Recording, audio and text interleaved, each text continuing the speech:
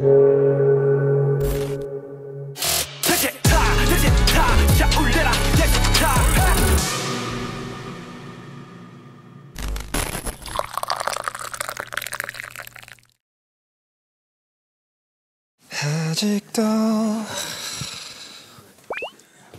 오늘 슈치타 저의 10대를 책임진 뮤지션입니다.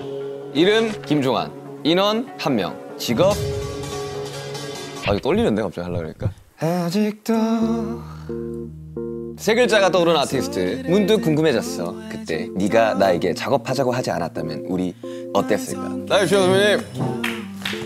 아유 안녕하십니까. 아이고 반갑습니다. 너의 흔적 안에 살았죠. 너의 기억을 찾아 자꾸는 시간을 보여줘.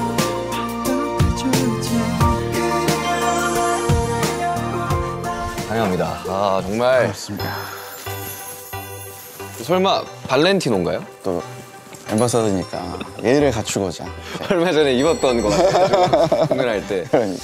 내려보컬 김종환 형님. 어느 날 갑자기 문자 한 통이 왔었죠. 슈치타를 같이 하고 싶다고.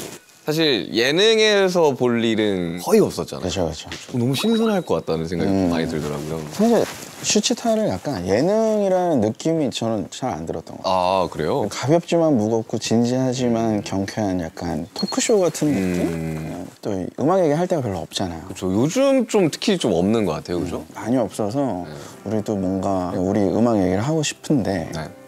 여기를 아니야 이건 또 아닌 것 같아. 여기 나가서 음악 얘기 별로 못할 것 같고 그러다 보니까 안 하게 됐는데 유일하게 진짜 슈치타가 딱 그런 얘기를 다 할 수 있을 것 같은 프로그램인 것 같아서. 그렇죠.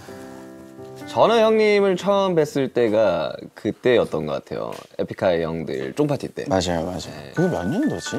제가 이런 거 기억 좀 잘하는데 2017년 신발장. 네, 신발장 앨범이었어요. 그때 좀 늦게 왔었나? 네, 제가 그때 스케줄 있어가지고 맞아. 갔다가 어때요? 그때 혹시 기억나세요? 기억나죠?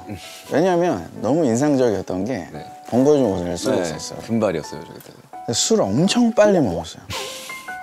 뭐 늦게 와서 약간 급했는지는 모르겠지만 술을 엄청 빨리 먹고 근데 그 모습만 봤을 때는 이 사람 되게 에너지 넘친 사람이겠구나. 근데 그때 술을 하면 거기 있는 사람들 통틀어서 제일 많이 먹었을 거야 아마. 그리고 다음날 아마 죽었을 거예요. 이제는 그렇게는 좀 막 못 먹겠더라고요. 우리 형님이 준비해 오신 술을 가볍게 마시면서 네. 이제 근황이랑 이런 이야기를 한번 해볼까요? 어떤 술을 준비해요? 다른 분들은 되게 특이한 술도 많이 가져오시고. 아니 저 소주 빨간 뚜껑 가지고 온 친구도 있었어요. 저것도 요즘엔 좀 특이하잖아요. 박지민이라고. 근데 저는 그냥 제가 기네스. 평소에 즐겨 먹는 맥주를.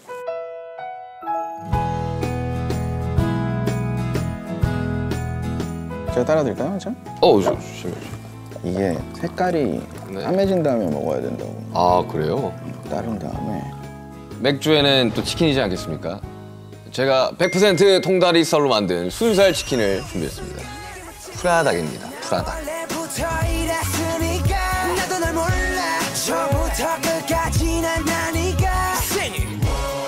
통다리 쌀로 만들어서 육즙 굉장히 풍부하고요. 촉촉합니다.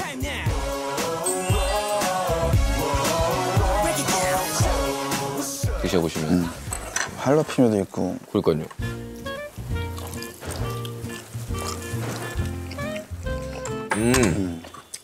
순살이라 굉장히 부드럽고 아니 맥주 네, 원래 퍽퍽살을 잘 못 먹는데 기네스랑 되게 잘 어울리네요.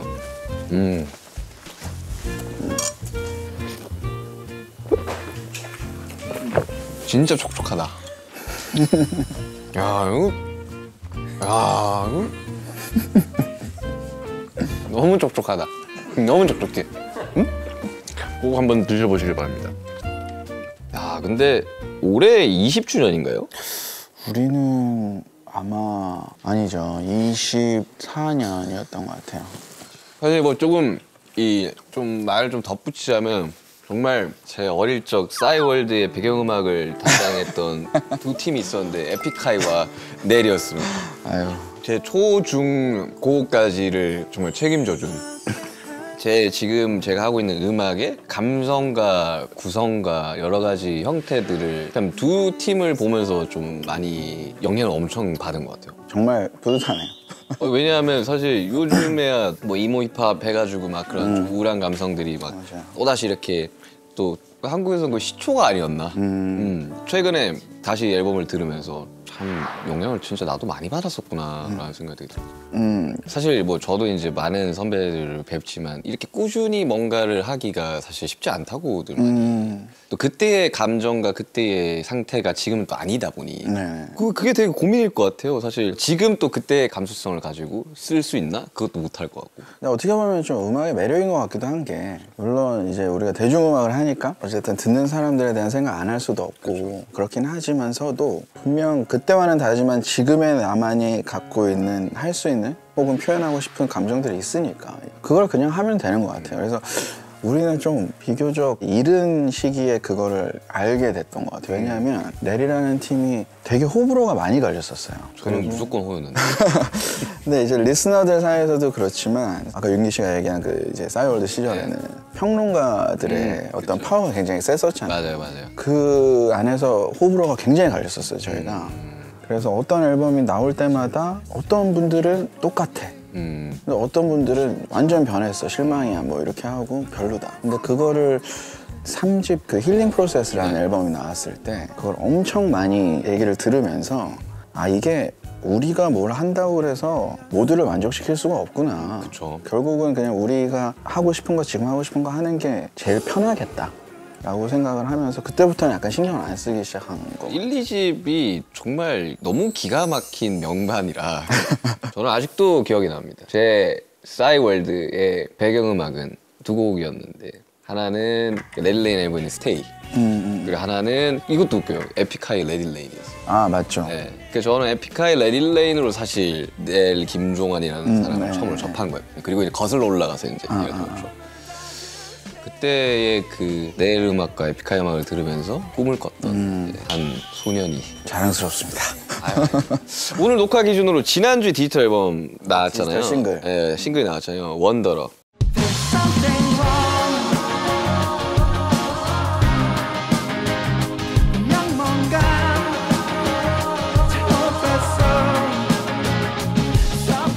계획으로는 10월에 싱글이 하나 더 나온다고 들었는데 네, 정말 4피스? 그냥 기타, 베이스, 드럼, 보컬로 딱 된 노래고 넬 스타일의 좀 게러지 락이라고 보면 될 것 같아요. 저희가 항상 그런 노래를 한두 곡씩 하려고 하는데 왜냐면 공연에서 그쵸. 굉장히 재밌고 그 문샤워라는 곡이 아마 이제 나오게 되겠죠. 제목이 문샤워예요. 네, 문샤워. 그다음에 앨범이 나올 예정인데 EP가 EP 앨범이 제가 몇 년 전부터 네. 윤기 씨도 알 것 같은데 시뮬레이션 네. 티오리 있잖아요. 네. 거기에 엄청 관심을 많이 갖게 됐어요. 이게 꼭 그게 진짜 이 세상의 시뮬레이션이 아니더라도 비슷하게 해석될 수 있는 부분이 굉장히 많겠다. 그러면은 만약에 그럼 우리도 캐릭터거나 우리도 다른 AI가 만든 또 AI고 이렇다면은 그 중에는 되게 행복한 캐릭터도 있을 것이고 엄청 불행한 운명을 타고난 캐릭터도 있을 거고 누구가 그렇게 프로그래밍 해놓은 그럼 그들의 모습은 어떨까라는 시점에서 한번 앨범을 만들어 보자. 원더러는 그냥 약간 노멀한 NPC의 어떤 고민인 것 같은 거고 이제 문샤워라는 곡은 좀 암울하고 곡 작업할 때 떠오르는 이미지들 있잖아요. 이미지가 약간 그런 SF 영화인데 엄청 디스토피아적인 SF 영화라서 막 뒷골목에서 막 버려져 있는 로봇이나 이런 이미지를 떠올리면서 만든 곡이에요. 그래서 혹시 음원이 있나요? 보컬 녹음은 데모밖에 없어서 인스트루만 갖고 왔는데 저는 근데 가끔 데모 녹음이 더 좋을 때가 많죠. 네, 쓰자마자 불렀을 때가 제일 좋은 것 같아요. 러프하게 딱 러하게 딱 나왔는데 근데 이만큼이 마음에 안 들어서 그걸 다시 부르려고 하면 맞아. 그게 안 나오더라고요, 확실히. 인스트루멘트 한번 들어볼까요?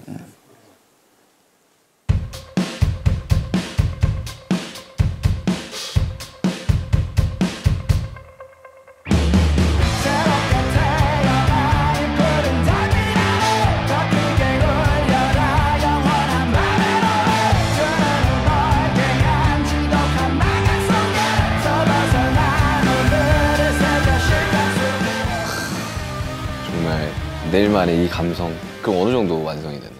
인스트 녹음은 거의 끝났고 음. 보컬 녹음을 해야 되는데 이제 보컬 녹음할 때는 약간 이게 그러면 안 되지만 사실 좀 뭔가 필이 와야 되니까 네, 그래서 계속 시기를 보고 있는 중이죠. 언제 오나 블러 형한테 들었던 걸로는 이 필이 빡 왔을 때 쫙 가는 스타일이라고 느끼긴 했었거든요.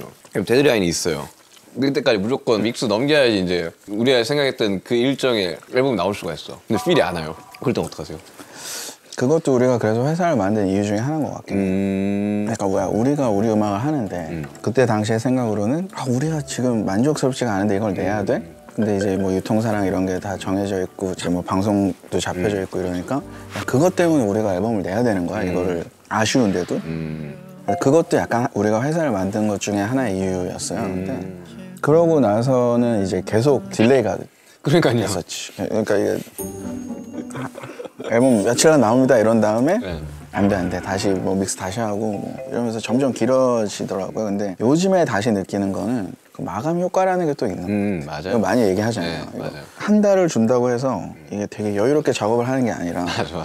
마지막 한 3일에 그냥 맞아요. 그 마감 효과로 엄청 집중력이 올라가고 약간 그런 것 같아요. 그래서 저도 아시잖아요.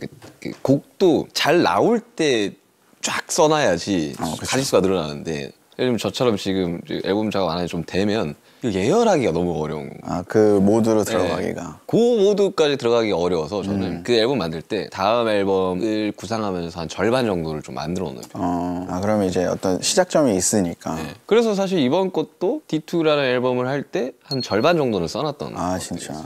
그래서 그 로드 투 디데이였나? 다큐에서도 그래서 그 전에 써놓은 것들을 굉장히 오랫동안 작업했던 게 D2 때 써놓은 곡들인 거구나. 어땠을까도 사실 지금 3년 전 나온 거지만 그 시점부터 2년, 3년 전에 써놓은 거. 네, 멜로디랑 거의 다 끝내놓은 상태고 편곡만 좀 바뀌면 돼요. 좀 트렌디하게. 그렇게 저는 하는 편인 것 같아요. 그래서 지금도 좀 써놓은 곡들이 좀 있어가지고 다음 앨범을 어떻게 만들지라는 그런 생각을 계속 하게 되더라고요. 뭐 어떤 대략적인 구상은 있어요? 컬러는? 제가 요즘 그래서 좀 여쭤보고 싶었던 게 이번 공연이 공연 보셨잖아요. 맞죠. 너무 잘 봤어. 그래서 어떠셨어요? 전반적으로 그러니까 밴드들도 있고 그리고 이제 랩과 보컬의 경계도 너무나도 이제 없어진 상태. 그렇죠. 그래서 오히려 저는 좀 밴드 사운드를 좀 더 하고 싶다라는 생각이 좀 많이 들더라고요. 공연 봤을 때는 제가 빈마에 되게 이상적인 느낌이었어요. 왜냐하면 일단 길이도 완벽하게 내가 제일 좋아하는. 2시간. 그거 아마 생각하셨을 네, 것 같은데 맞아요.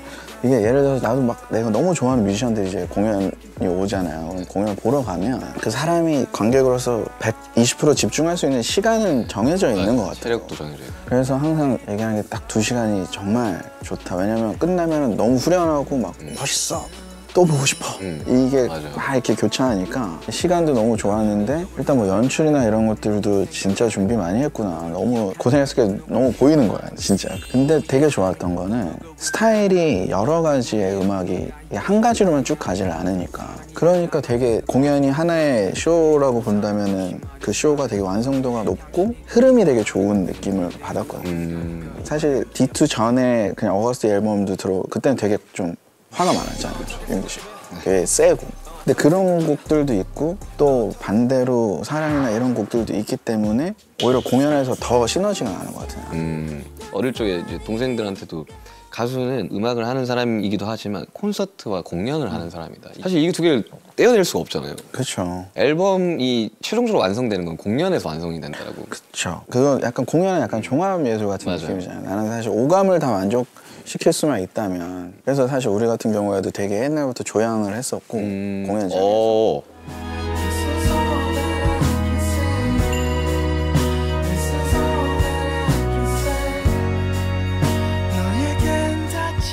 그 조향의 효과가 굉장히 커요. 왜냐하면 음악과 향은 그 시절로 돌아가게 만들어주잖아요, 그죠? 그래서 내가 그거를 개인적으로 경험을 하고 나서 그래서 공연 조향을 하게 된 게 제가 중학교 때 이제 그 교제하던 첫사랑 친구가 있는데 그 친구랑 이제 대학교 때 헤어지고 꽤 오래 만나셨네요? 맞아요. 그때도 제가 외국에 있을 동안에도 만나고 했어서 연락을 계속 하고 한 5년 반 이 정도 만났었는데 그러고 나서 이제 한 30살쯤에 우연히 그 연락이 돼서 거의 10년 만에 본 거죠. 이제 성인이 됐으니까 뭐 맥주 한잔 먹으면서 얘기를 하고 어떻게 지냈냐. 근데 그냥 별 느낌이 없었어요. 시간도 너무 오래 지났고 그렇죠. 그래서 그렇구나 넌 이렇게 살았구나 난 이렇게 살았어.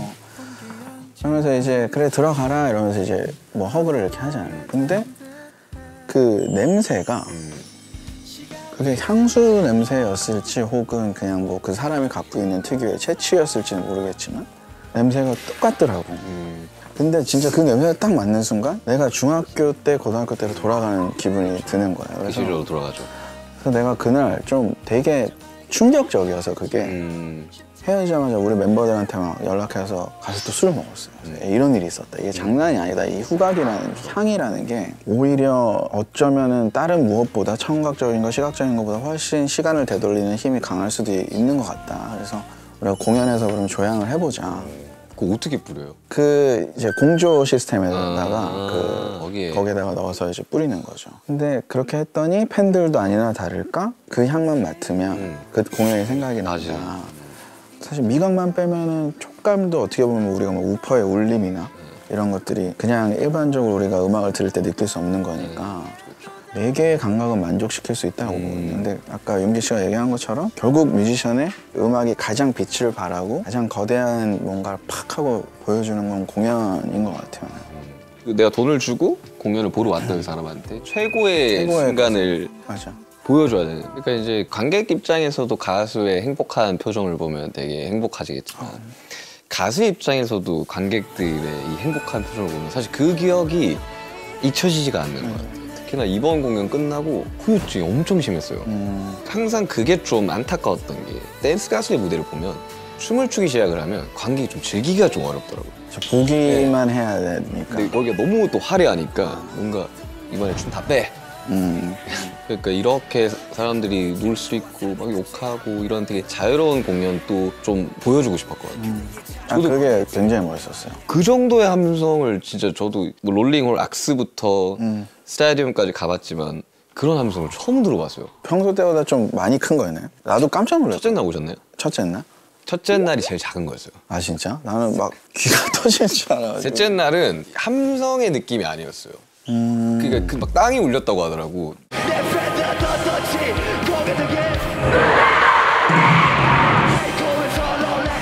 근데 그 공연장에 와서 비단 2시간, 3시간만이라도 스트레스 풀고 그럼 또 몇 달을 살아갈 힘을 얻는 거고 그게 이제 내 역할이구나. 예전에는 그냥 내가 자아 실현을 위해서 음악을 막 만들고 그로 인해서 막 내가 인정을 받고 이런 게 더 즐거웠다면 이제는 그냥 그 사람들이 행복한 게 훨씬 더 즐겁더라고요. 근데 첫날에 오신 게 아마 좀 좋았을 것 같은 게 제가 셋째 날 너무 울어가지고 아 어땠을까 하면서 제가 이제 서울 올라온 지 13년이고 음악을 만들기 시작한 건 17년, 18년이 됐고 그게 주마등처럼 막 쫙 지나가는데 기타 치는데 막 눈물이 너무 나가지고 진짜 못생기고 그랬거든요. 그래가지고 이렇게 눈물 한 방울만 탁 흘렀으면 참 어땠을까 하는데 진짜 막 오열을 해가지고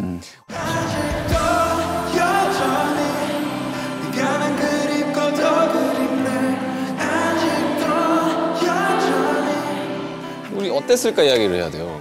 사실 이 이야기를 하기에 제가 남준이랑 비슷한 시기에 음악을 듣고 자랐다 보니까 피처링을 섭외할 때 항상 겹쳐요. 야 남준이한테 처음에 연락이 왔을 때는 어떠셨어요? 그게 몇 년도였죠? 16년이었으려나? 그랬을 것 같아요. 16년. 그래서 되게 재밌는 경험이었던 게 연락이 그 A&R 분한테 왔던 것 같은데 그때 당시도 이미 이제 BTS가 왕성하게 활동을 하고 있을 시기에 지금처럼까지는 아니지만 이제 전화가 와서 안녕하세요. 네, 저희 회사에 방탄소년단이라는 팀이 있는데 이제 거기에 뭐 RMC가 이렇게 설명을 이렇게 되게 친절하게 해주시는데 그 연락을 받고 멤버들한테 회사에 방탄소년단이 있대. 애들이 막 웃더라고요. 그래서 방탄소년단을 내가 모를 거라고 당연히 이제 아는 건데 그래서 내가 음악을 보내줬어요. 되게 빨리 보내줘가지고 뭔가 약간 내 감성이랑도 잘 어울리는 것 같고 해서 재밌었죠. 그리고 사실 뭐 어땠을까 같은 경우에는 주변에 이제 또 슈가씨 찐팬 아미들이 워낙 많아서 그래요? 그래서 사실 그 전에 음악들도 많이 들어봤던 터라 그래서 사실 피처링이든 콜라보를 하고 뭔가 작업을 할 때 그 기준이 아티스트의 포트폴리오거든. 그 사람이 걸어왔던 길과 작업물들 그걸 보면 이제 이 사람이 진심인지 아닌지를 알 수 있다라고 생각을 해서 근데 캐릭터가 엄청 강하고 그래서 그냥 내가 생각했던 대로다 라는 느낌이어서 그래서 사실 어땠을까요? 뭐 사실 좀 쫄긴 했어요. 왜냐면 가이드가 전국 아 맞아, 정국이 가이드였어. 되게 좋더라고요. 그래가지고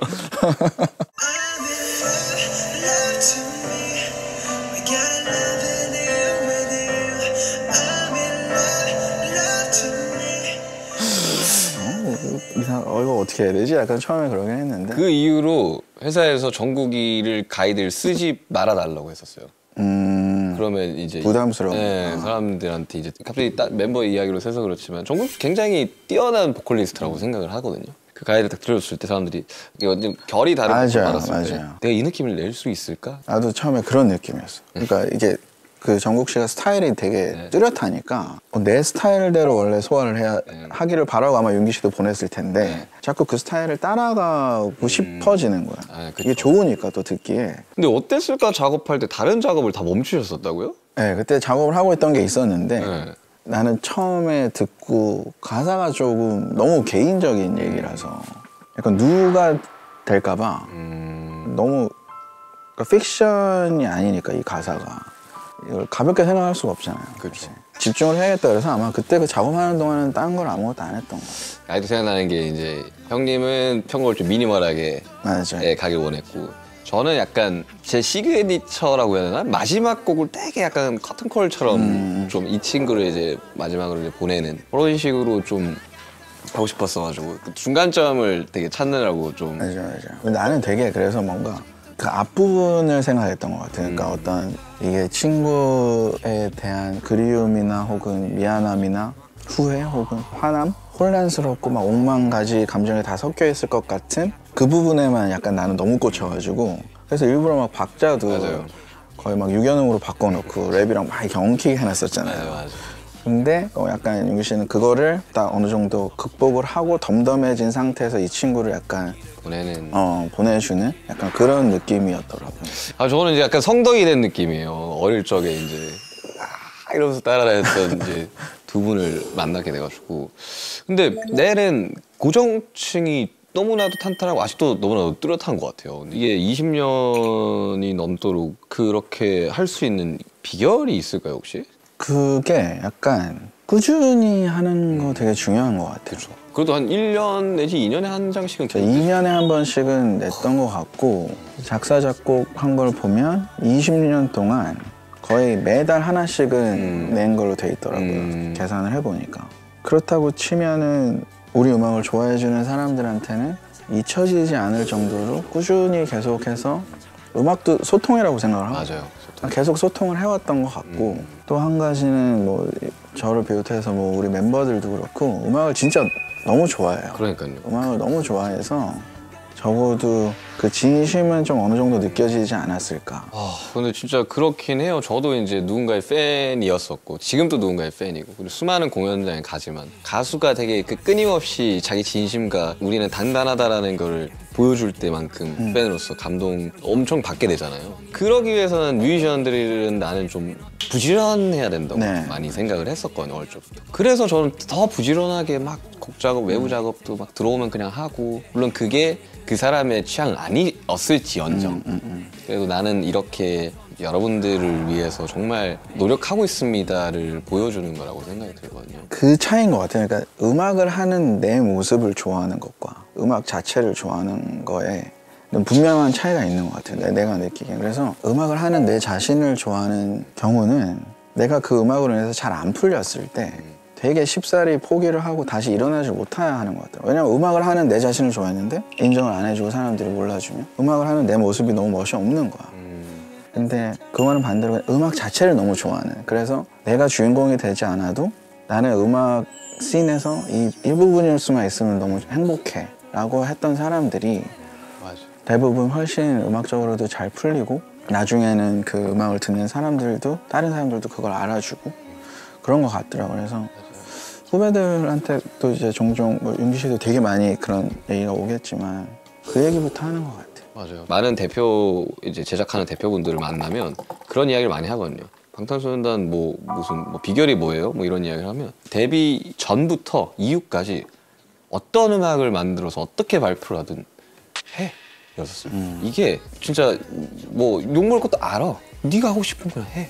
그래서 그런 것들을 좀 많이 배우면서 솔로를 나오려는 이제 후배들한테 조언을 좀 많이 해줘요.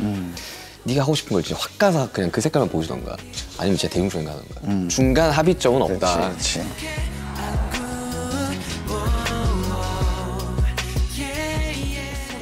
조언 이야기를 하다 보니 이제 지금은 이제 정말 대선배가 되신 조한 형님이지만 저는 되게 무서운 사람으로 약간 한때 김학마 시절이 있지 않았습니까? 그랬던 때가 있었죠. 그러니까 20대 때가 절정이었던 것 같은데 20대 중후반? 네. 다 그렇잖아요. 그 나이가 원체 이제 막 혼란스럽기도 하고 사실 어른도 아니고 아이도 아닌 경험해본 것도 아주 없는 것도 아니고 너무 많은 것도 아니라서 그때는 진짜 조금 특히 음악 관련에 있어서는 허점이 보이는 것 같다 그러면 그걸 참지를 못했던 것 같아요. 내 스스로에게도 그러고 같이 주변에 있는 사람들한테도 막 다그치는 게 엄청 많았고 막 공연장에서도 약간 마이크에 대고 막 이게 말이 되냐 뭐 이게 장난인 것 같아요 막 약간 이런 게 있었어서 뭐 흑역사라면 흑역사고 근데 제 정신적 멘토는 오아시스였어요. 오아시스의 이제 리암 갤리거를 되게 좋아했었고 제가 해외에 어렸을 때 나가 있을 때 적응을 하기가 좀 힘들고 이랬을 때 그때 그 오아시스 인터뷰를 봤는데 너무 멋있는 거야. 그러니까 막 거침이 없고 야 뭐 무서울 거 없어 니네도 하면 돼. 세상 뭐 약간 이런 분위기니까 그래서 이제 그거를 굉장히 철석같이 믿고 믿고만 있었어야 되는데 실제로 그렇게 살아야지 라고 하면서 이제 뭐 그때 당시에는 다들 그랬던 것 같아요. 다 뭐만 하면 요 힙합이네, 뭐 락이네 뭐. 그렇죠. 그런 거 많았어요. 막 선배들도 보면은 막 아씨 뭐 락이 뭐 그런 게 어딨어 뭐. 아 근데 지나고 보니까 그럴 수 있어. 그럴 수 있는 거야. 그럴 수 있더라고요. 유학 시절 이야기를 좀 하면 그때 당시에 10대 김종환은 되게 분노가 굉장히 컸다고. 분노로밖에 변환이 안 됐던 것 같아요. 지금 생각해보면 그게 꼭 분노나 화로 바뀔 필요는 없었을 것 같은데 제가 어렸을 때 이제 이동이 굉장히 잦았어요. 초등학교만 5개를 나오고 중학교도 2개, 고등학교도 2개 이러니까 초중고를 졸업하는데 학교를 거의 9개를 다녔으니까 이게 좀 적응을 하기가 소속감도 좀 네, 소속감이 없고 생각해보면 이제 그게 되게 컴플렉스처럼 이게 한국도 아니고 문화도 다르고 다 인종도 다르고 하니까 결국에는 그게 쌓이고 쌓여서 나중에는 약간 화가 됐던 것 같아요. 그 친구들은 잘해주려고 하는데도 나는 얘네가 나 지금 놀리는 건가? 피해의식도 피해의식이 막 생기고 그래서 그게 계속 쌓여 있어서 한 20대에는 한국에서 이제 팀을 하면서도 그게 계속 있었던 것 같아요. 사실.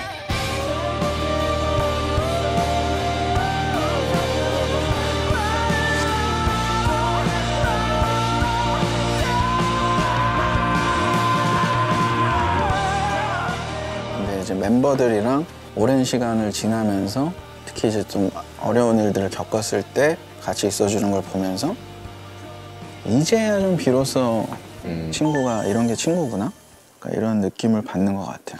그래서 내 음악을 들으면 항상 어딘가 되게 슬프고 어딘가 뭔가 결핍이 있고 근데 그런 것들이 음악에서 참 녹아들고 물론 저도 어릴 적에는 막 화도 많고 분노도 하고 막 세상에 대한 분노부터 막 시스템에 대한 분노 근데 이제 그 믹스테이프를 함과 동시에 그런 것들이 많이 줄었거든요. 그런 부정적인 감정들이 물론 그래서 또 이번 D-Day 때는 그때에 비해서 약간 좀 그런 화나 이런 분노가 없어진 거 아니야? 라고 그건 어쩔 수가 없는 거라고 보거든요. 사실 그때 그걸로 다 정리가 된 거를 다시 끄집어 와서 또 그럴 필요는 없죠. 할 필요는 없는 건 거잖아요. 그래서 그때 당시에는 되게 괴롭고 그냥 다 때려치고 싶다라는 생각이 이게 음악으로 다 정리가 되니까 이제는 오히려 고맙더라고요. 그 순간에 있었기 때문에 내가 이런 걸 할 수 있어.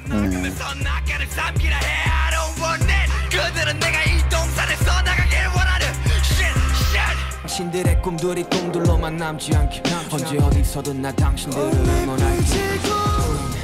사실 그런 것도 있는 것 같아요. 그래서 우리가 막 희망적인 어떤 메시지를 주는 경우는 별로 없긴 한데 그럼에도 불구하고 내일 음악 들으면 많이 힘이 돼요라고 얘기를 하는 게 이 사람도 나랑 같은 어떤 어려움을 겪었구나 같은 생각 갖고 있구나 이것만으로 약간 조금 위안이 되는 그래서 또 그게 음악이 주는 힘이 아닌가 싶고 나도 어렸을 때는 그 힘든 시기를 보내고 있었을 때 내가 좋아하는 음악을 들으면서 맞아요.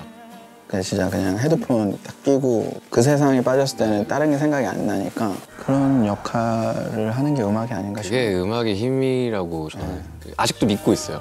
약간 이게 좀 너무 좀 뭐랄까 좀 너무 낭만을 쫓는 거일 수도 있지만 정말 음악으로 많이 구원된 사람이 많다고요. 저 또한 마찬가지예요. 나도 그래요, 진짜로.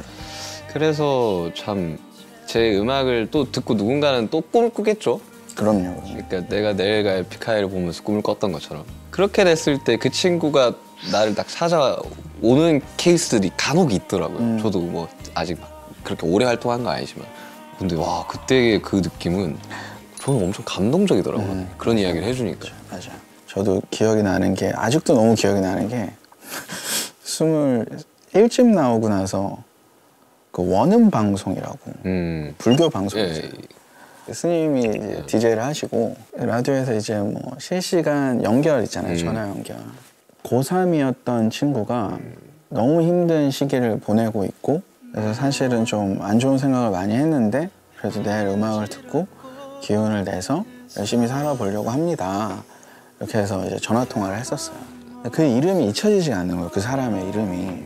근데 얼마 전에 사인회였나? 그때 그분이 오셨어요. 근데 그분이 그 얘기를 하시더라고요. 그러니까 그때 잘 기억하냐? 그래서 그때 이후로 이렇게 열심히 잘 살아서 지금 있다. 근데 되게 뭔가 우리가 그 정도의 사람인가 싶기도 하면서도 그래도 누군가 삶에 이렇게 좋은 그래도 영향을 끼쳤다는 게 너무 감사하고 그러더라고요. 되게 약간 좀 황홀한 순간인 것 같아요. 이런 게 락커가 이래야 되는데 락이라고 배워가지고. 근데 갑자기 되게 궁금한 거 이거는 그냥 뭐 개인적으로 궁금한 건데 기억을 걷는 시간이면 저도 그렇거든요. 아, 대치타보다 더 잘할 수 있나? 뭐 이런 생각을 한단 말이죠. 올 때도 대치타 듣고 하네. 그때 당시에 진짜 마음에 안 들었었단 말이죠. 같이 작업한 친구랑 같이 합숙하면서 막 야, 이것도 해볼래 저것도 해볼래 이런 도중에 나왔던 하나였던 거예요 말이죠. 근데 이게 제 예상보다 너무 터져버린 거죠. 그때 당시에는 이제 음원이 나온 것도 아니었고 그냥 유튜브랑 사운드 클라우드만 있었는데 이미 빵 터져버리고 조회수도 막 올라오고 그러니까 이번 앨범도 항상 그거랑 비교를 하게 되니까 저는 딱 첫 도입과 첫 마디에 다 와 한다고 보거든요. A가 중요하죠. 네. 아직도 딱 요 한마디만 나오면 사람들이 그 시절로 돌아가. 뭐 누군가와 헤어졌을 때라든지 이런 되게 엄청 히트곡을 만드셨는데 이게 어쩌면 부담이 되거나 그러지는 않나요 혹시? 뮤지션으로서 좋은 곡을 만들기 위해서 노력은 끊임없이 하겠지만 그 곡이 나오고 안 나오고는 우리의 영역이 아닌 것 같아요. 그래서 최선은 다하지만 최선은 다하지만 부담은 없는 것 같아요. 나는 그런 곡 하나라도 있다라는 게 사실 뮤지션에게는 너무 큰 어떻게 보면 축복이고 수많은 가수들이 커버를 하잖아요. 그래서 너무 고마워요. 사실 그러니까요. 너무 고맙고 대치타는 커버를 안 해요. 어려워서 너무 어려워서 그래. 열심히 하다 보면 또 뭔가 이렇게 하늘이 찍어주는 거라. 이러고 있어요. 주목해서. 제발 하나만 한 번만 해줘. 아유, 자 슈치타의 마지막 공통 질문입니다. 거창하진 않아도 인간 김종환이 이루고 싶은 꿈이 혹시 있나요? 이 씬에서는 야, 물 들어올 때 노져야지 이런 얘기 많이 하잖아요. 근데 사실은 물 들어올 때 노젓는 사람들도 뭐 좋긴 하지만 더 많은 사람한테 물이 들어올 수 있는 물길을 터주는 게 그래서 항상 물이 들어올 수 있는 길을 만들어주는 역할을 하는 사람이 정말 대단하다고 생각하는데 근데 저는 방탄 보면서 딱 그런 느낌이었거든요. 그래서 나도 뭔가 밴드를 하면서 다른 밴드 후배들한테 그들의 물이 뭔가 들어올 수 있는 길을 만들어줄 수 있으면 참 좋겠다. 아유 이미 생각을 하고 있죠. 주셨죠.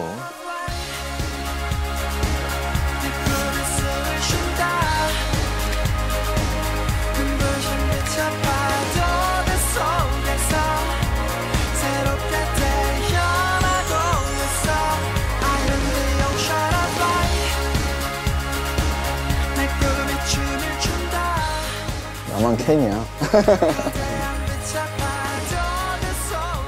정말 너무 즐거운 시간이었습니다. 아이고, 초대해 주셔서 너무 고맙고. 아닙니다. 정말.